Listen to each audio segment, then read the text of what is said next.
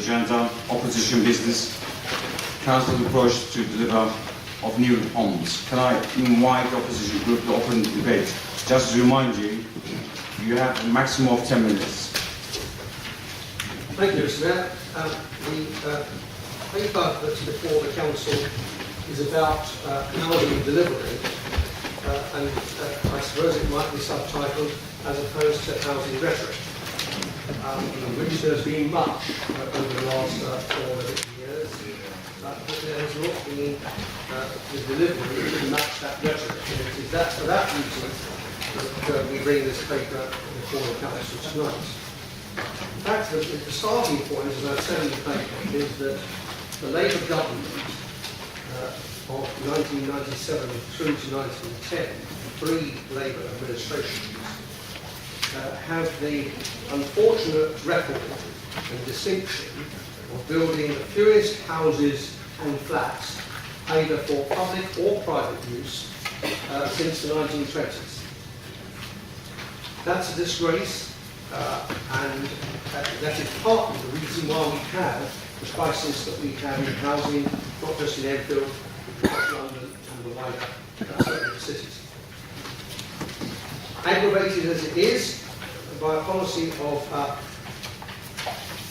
uncontrolled immigration into the country without any proper resourcing of housing, and it's no surprise that we have the difficulties that we have today. Unbound by that, Conservative administration in 2007-8 identified 4 sites which we saw immediately as being potential to assist in that situation. One of those was Meridian Water. Meridian Water provides the largest single development for housing in the whole of North London and beyond, for that matter. And we set about that in earnest between 7 and 8. We commissioned an early planning statement. It was incorporated into the core strategy, which was ready by the time we left office in 2010, and was relatively promptly for this administration dealt with in November 10, when it was formally adopted by the Council. We also commissioned a master plan, which had started. Work still had to go on that, perfectly acceptable, and it went on, and by 2012 the master plan too had been approved. But I'm afraid thereafter there's very little to report. We have no land to speak of in our ownership. We have done nothing to further that purpose by making this a compulsory purchase order. We have not identified a developer. Indeed, I would argue that it would be very difficult to identify a developer because few developers are going to come forward unless they can see a commitment. And that commitment is only going to be evidenced by actions, the sort of actions that I have articulated. Either or some land ownership and some and a compulsory purchase order in the background to deal with all those that you can't immediately acquire by negotiation. We identified in the planning process that there will need to be a road through there. That road is clearly, whatever else one says about the housing land and whether it should be acquired or not, that road is an essential prerequisite to getting any developer interested. And again, none of the land that runs along the line of that land is in council ownership. Meanwhile, house prices, land prices have certainly moved in a startling way upwards. Now that will miss about. We'll say we'll hear from the majority side all sorts of excuses. We'll be told all about the national grid site. We'll be told about the difficulties of getting these things organised in time, and we'll be told about the endless amount of work that has to be done to get a site off the ground. I'd only ask you to look, Mr. Mayor, at what's gone on in Canada, another Labour borough, where Labour councillors there, for whatever else I might disagree with them about, certainly know how to get developments off the ground. And I refer, of course, to the railway site at the back of King's Cross Station. which is now actually almost ready for completion. The buildings are up, there's a miscellany of buildings there, all sorts of uses, almost a mini town. And that's all being done and got on. That's not the case here. But let's leave all that to one side. What we also have is some small housing sites that we could have been getting on with. After all, so the majority party in this council regularly tells us about the price of the housing, regularly tells us about how wicked the Tories are because they don't really care about these people who need housing. Councillor Oziania nods his head. Well, he needs to think again, doesn't he? He needs to ask his own senior members what they're doing about getting this delivered. Look at the position on the 7 sites, all handed over by a Conservative administration with a decision to actually build. What's happened? Not a brick has been laid. And we're now 4.5 years on. Not a brick is there. In fact, Parsonage Lane was only demolished latter part of last year. That's how urgent and concerned they are. But then I'm not surprised that their urgency and concern is nothing but rhetoric. None of them live in these places. None of them live where you've got to deal with these problems. None of them actually have that real on-the-ground experience of dealing with the problems of housing and shortages of it. So I'm afraid I bring this paper to identify to the council and to hear what the council, the administration got to say about how these things are to be dealt with. What we do know, however, that alongside all of that, we have the Housing Gateway Scheme. And there, we suddenly found there was no shortage of cash and no shortage of effort in a way in which, in a scheme in which what the council is doing is buying up properties which would otherwise be bought in the current market, bear in mind I'm talking about this financial year, in the current market would be bought by people of younger ages who would like to buy their own homes but who can't. And what we have is the Big Brother Council of Enfield, Labour run, coming to the marketplace with £20 million checkbook and influencing the prices of housing not only against the interests of young people who might need to buy a home, but against also the general housing market. Because anybody who comes and anybody who knows anything about finance and commerce knows full well if you get a sudden injection of that magnitude into a market which has been stagnant for 5 or 6 years, you are going to see a very real impact on prices in that area. That is the reality. It's a well-known fact, it's well established, and it's actually done. What makes it even worse is the reticence that the council have in declaring what houses it actually bought and what it paid for them. I really don't understand that reticence because it's all publicly available information on the land registry, and as soon as those properties have been registered, which they will in due course, all that information will be publicly available. So, what have you got to hide?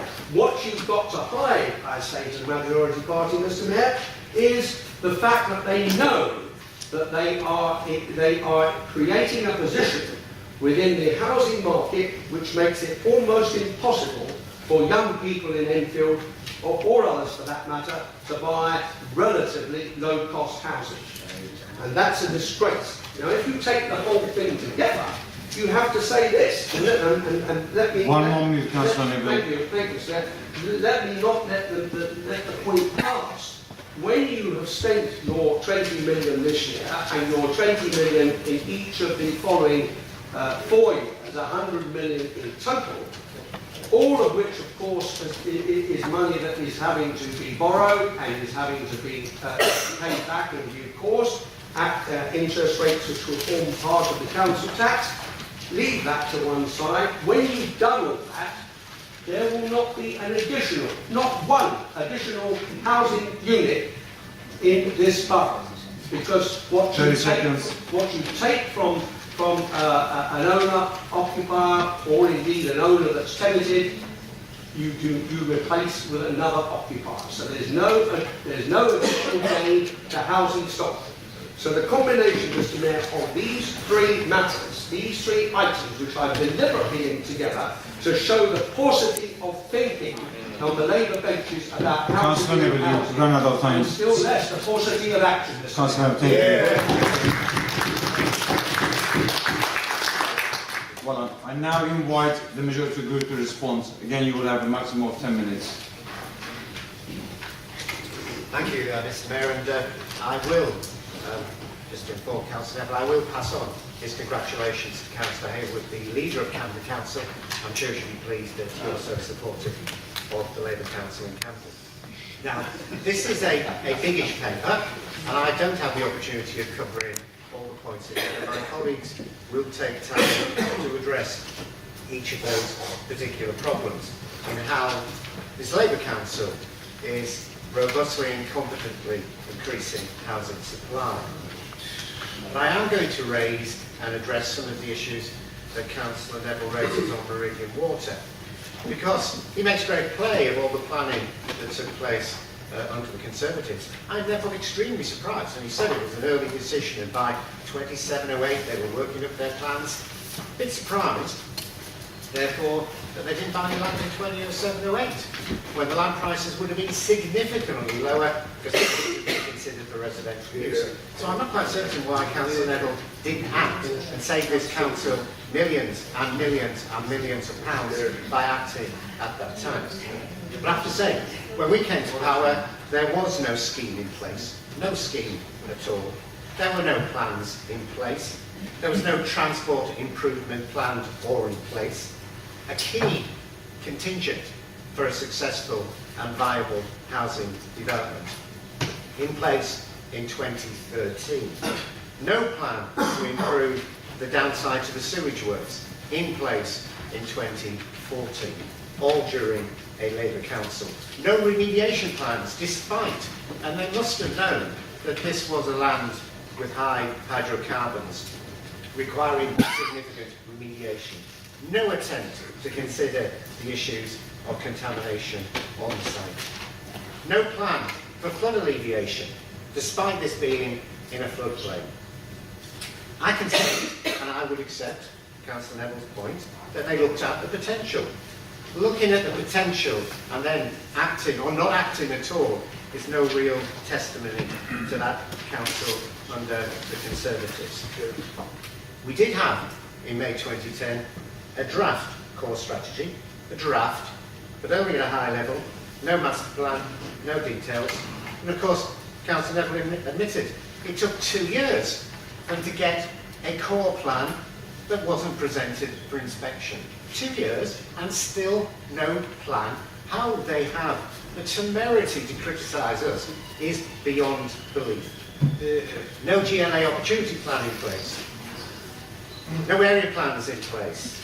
And we can decry the issues of creating plans, but they're fundamental to both the legal basis that we need to go forward, the contractual basis, the financial basis, the development basis, and indeed, in terms of a CPO, a requirement to have these plans in place. So all they had was a tentative core strategy that we had to take to the planning inspector when we came to power. Now, Meridian Water is an area in multiple land ownership. The causeway, in fact, has 8 separate owners. The causeway is the bit of land the road was referred to. Meridian Water has very poor infrastructure, poor access, it had no peat or rating, low property values, all requiring Ofwat, Network Rail, the GLA, North London Waste Authority, property owners, the council, residents, and the funding all to be in place to make this a viable project. Members opposite did none of that.